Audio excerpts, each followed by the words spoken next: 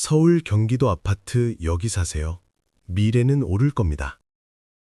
지난주 토요일 오전 부동산 중개사 앞에는 사람들이 줄을 서 있었습니다. 신문에 나온 매물을 보러 온 사람들이었습니다. 그중 한 분이 중개인에게 물었습니다. 이 동네 집값이 정말 오를까요? 중개인은 창밖을 가리키며 대답했습니다.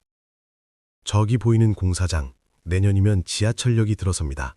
그때는 지금 가격으로 절대 못 삽니다. 그 말을 들은 사람의 표정이 급격히 변했습니다. 망설이던 눈빛이 사라지고 결단의 빛이 보였습니다. 바로 계약금을 걸었습니다. 10년을 모은 돈이었지만 더 이상 기다릴 수 없다고 판단한 것입니다. 과연 이 선택은 옳은 것일까요? 여러분도 지금 비슷한 고민을 하고 계실 겁니다. 서울과 경기도 어디에 집을 사야 미래 가치가 오를까? 전문가들은 뭐라고 하지만 정작 내 돈을 걸어야 하는 순간에는 두렵기만 합니다. 잘못 선택하면 평생 후회할 수 있습니다. 오늘 이 시간에는 서울과 경기도에서 미래 가치가 높은 지역이 어디인지, 무엇을 봐야 하는지, 그리고 어떤 함정을 조심해야 하는지 낱낱이 파헤쳐 보겠습니다. 이것은 투기를 부추기는 이야기가 아닙니다. 여러분의 소중한 자산을 지키고 키우는 지혜에 관한 이야기입니다. 부동산 투자에서 가장 중요한 원칙이 있습니다. 바로 입지입니다. 아무리 좋은 아파트라도 위치가 나쁘면 가치가 오르지 않습니다. 반대로 오래된 아파트라도 좋은 입지에 있으면 시간이 지날수록 값어치가 높아집니다. 그렇다면 좋은 입지란 무엇일까요? 전문가들은 세 가지를 이야기합니다. 교통, 교육, 개발입니다. 이 세 가지가 갖춰진 곳은 시간이 지나도 가치가 떨어지지 않습니다. 오히려 점점 더 귀해집니다. 먼저 교통을 봐야 합니다. 지하철역까지 걸어서 10분 이내, 이것이 황금 기준입니다. 지하철역이 가까우면 출퇴근이 편하고 나중에 팔 때도 수요가 많습니다. 특히 서울로 바로 연결되는 노선이라면 더욱 좋습니다. 최근 몇 년 사이 경기도에서 가장 많이 오른 지역을 보면 공통점이 있습니다. 모두 새로운 지하철 노선이 생기거나 역세권이 된 곳들입니다. 여기 들어서기 전에는 한적한 동네였는데 여기 생기고 나서 완전히 달라졌습니다. 김 사장님은 10년 전 경기도 한 지역에 아파트를 샀습니다. 당시에는 지하철이 없었고 버스로만 다녀야 했습니다. 주변 사람들은 너무 외진 곳이라고 말렸습니다. 하지만 김 사장님은 시청 발표 자료를 보고 5년 후 지하철이 연장된다는 것을 알았습니다. 그리고 정말로 5년 후 지하철역이 생겼습니다. 집값은 어떻게 됐을까요? 2배 이상 올랐습니다. 김 사장님은 팔지 않고 계속 살고 있지만 같은 평수가 지금은 2배 값에 거래됩니다. 이것이 바로 선견지명입니다. 현재만 보지 말고 미래를 봐야 합니다. 지금 당장 불편해도 앞으로 좋아질 곳을 찾아야 합니다. 그러려면 정보를 찾아봐야 합니다. 시청 홈페이지, 국토교통부 발표, 지역개발 계획을 꼼꼼히 살펴봐야 합니다. 두 번째는 교육입니다. 우리나라에서 교육만큼 중요한 것이 없습니다. 특히 자녀를 둔 가정에서는 학군이 집을 고르는 첫 번째 기준입니다. 좋은 학교가 있는 동네는 절대 집값이 떨어지지 않습니다. 서울에서 집값이 비싼 지역을 보십시오. 대부분 명문학군입니다. 학부모들은 자녀 교육을 위해서라면 조금 비싸도 그 지역에 집을 삽니다. 수요가 끊이지 않으니 집값이 안정적입니다. 경기도도 마찬가지입니다. 좋은 학교가 있는 신도시들은 집값이 계속 오릅니다. 반면 학교가 부족하거나 교육 환경이 좋지 않은 곳은 아무리 다른 조건이 좋아도 한계가 있습니다. 박 여사님은 손주 교육 때문에 경기도 한 신도시로 이사했습니다. 서울보다 집값이 저렴하면서도 교육 환경이 우수한 곳을 찾았습니다. 특목고와 자사고가 있고 학원가도 잘 형성되어 있었습니다. 손주는 그곳에서 좋은 교육을 받았고 박 여사님의 집값도 꾸준히 올랐습니다. 일석이조였습니다. 박 여사님은 말합니다. 집을 고를 때 학교부터 알아봤다고. 그것이 가장 현명한 선택이었다고 말입니다. 세 번째는 개발입니다. 앞으로 어떤 개발이 예정되어 있는지 확인해야 합니다. 대규모 택지 개발, 산업단지 조성, 상업지구 확대 같은 계획이 있다면 그 지역은 발전 가능성이 큽니다. 특히 정부나 지자체가 직접 추진하는 개발 사업은 신뢰도가 높습니다. 예산이 확보되어 있고 일정이 명확하기 때문입니다. 민간 개발은 경기 상황에 따라 지연되거나 취소될 수 있지만 공공개발은 대부분 계획대로 진행됩니다. 최근 경기도에서 주목받는 지역들을 보면 모두 대규모 개발 계획이 있는 곳들입니다. 택지가 조성되고 아파트가 들어서고 상업시설이 생기면서 완전히 새로운 도시로 탈바꿈하고 있습니다. 정 선생님은 개발 호재를 보고 투자했습니다.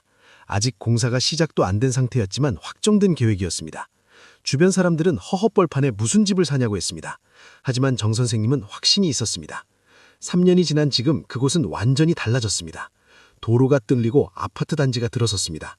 대형 쇼핑몰도 문을 열었습니다. 집값은 당연히 올랐습니다. 정 선생님의 선택이 옳았던 것입니다.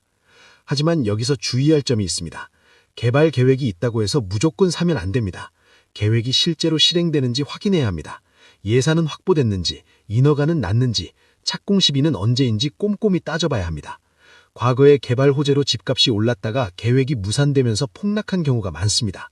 막연한 기대감만으로 투자했다가 낭패를 본 사람들이 수두룩합니다. 확실한 정보를 바탕으로 판단해야 합니다. 그렇다면 구체적으로 서울과 경기도 어느 지역을 봐야 할까요? 서울은 이미 집값이 많이 올라서 진입장벽이 높습니다. 하지만 아직도 저평가된 지역이 있습니다. 바로 서울 외곽 지역입니다. 도봉구, 노원구, 강북구 같은 곳은 서울 중심부보다 집값이 저렴합니다.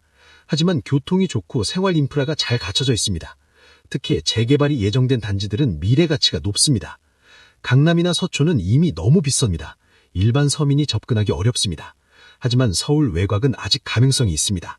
조금만 더 공부하고 발품을 팔면 좋은 매물을 찾을 수 있습니다. 경기도는 더 넓은 선택지가 있습니다. 먼저 서울 접경 지역을 봐야 합니다. 고양시, 하남시, 과천시 같은 곳은 서울과 가깝고 교통이 편리합니다. 서울 출퇴근이 가능한 거리라 수요가 꾸준합니다. 다음으로 신도시를 주목해야 합니다. 분당, 판교, 광교 같은 곳은 이미 집값이 높습니다. 하지만 새로 개발되는 신도시들은 아직 기회가 있습니다. 정부가 추진하는 신도시 계획을 잘 살펴봐야 합니다. 특히 교통망이 확충되는 지역은 집중적으로 봐야 합니다. 새로운 전철 노선이나 광역 급행철도가 들어오는 곳은 접근성이 크게 개선됩니다. 서울까지 출퇴근 시간이 단축되면 그곳은 완전히 다른 곳이 됩니다. 이 선생님은 최근 경기도 한 지역에 관심을 갖고 있습니다. 현재는 서울에서 1시간 넘게 걸리지만 광역철도가 개통되면 30분대로 줄어듭니다. 집값은 서울의 절반 수준입니다. 이 선생님은 계산했습니다. 지금 사두면 철도 개통 후 집값이 최소 50%는 오를 거라고 봤습니다. 실제로 과거 사례들을 보면 그렇습니다. 교통이 좋아지면 집값은 반드시 따라옵니다. 하지만 투자에는 항상 위험이 따릅니다. 아무리 좋은 입지라도 시장 상황에 따라 등락이 있습니다. 단기간에 큰 수익을 기대하면 실망할 수 있습니다. 부동산은 장기 투자입니다. 최소 10년을 보고 접근해야 합니다. 또 하나 중요한 것은 실거주 목적이어야 한다는 점입니다.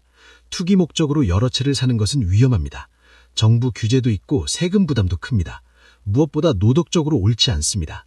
내가 살 집, 자녀가 살 집, 노후를 보낼 집으로 접근해야 합니다. 그런 마음으로 고르면 후회가 없습니다. 집값이 오르면 좋은 것이고 안 오르더라도 살 곳이 있으니 괜찮습니다. 강 여사님은 이런 원칙으로 집을 샀습니다. 투자 목적이 아니라 정말 살 곳으로 골랐습니다. 학교도 보고 병원도 보고 시장도 봤습니다. 생활하기 편한 곳을 선택했습니다. 결과적으로 그 집은 값도 올랐습니다.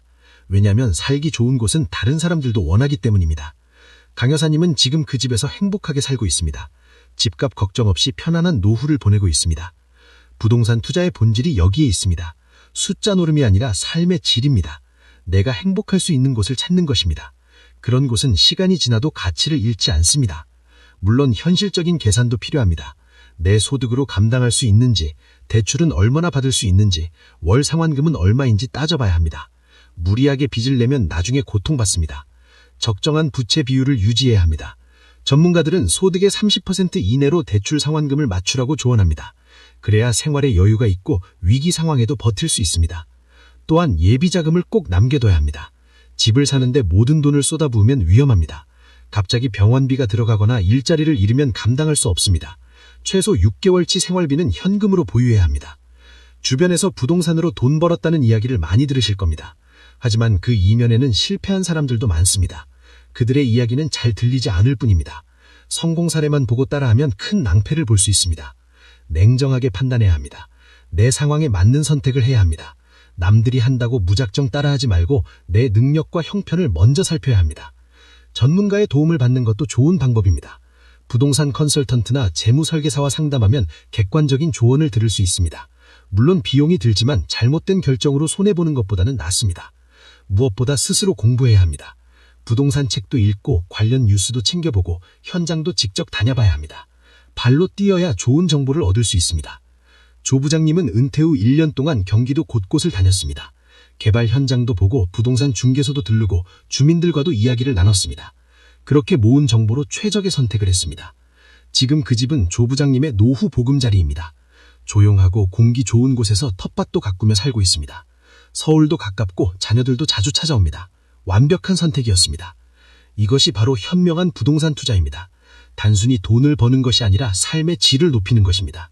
내 인생의 다음 단계를 준비하는 것입니다. 서울과 경기도 어디를 사야 할까요?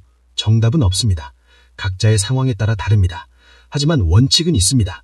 교통, 교육, 개발을 보고 실거주 목적으로 접근하고 자신의 능력 범위 내에서 선택하는 것입니다. 미래는 누구도 정확히 예측할 수 없습니다. 하지만 준비하는 사람에게는 기회가 옵니다. 지금 이 순간 여러분이 하는 선택이 10년 후 여러분의 삶을 결정합니다. 오늘 이 이야기가 여러분의 선택에 작은 도움이 되기를 바랍니다. 부동산은 인생에서 가장 큰 투자입니다. 신중하게,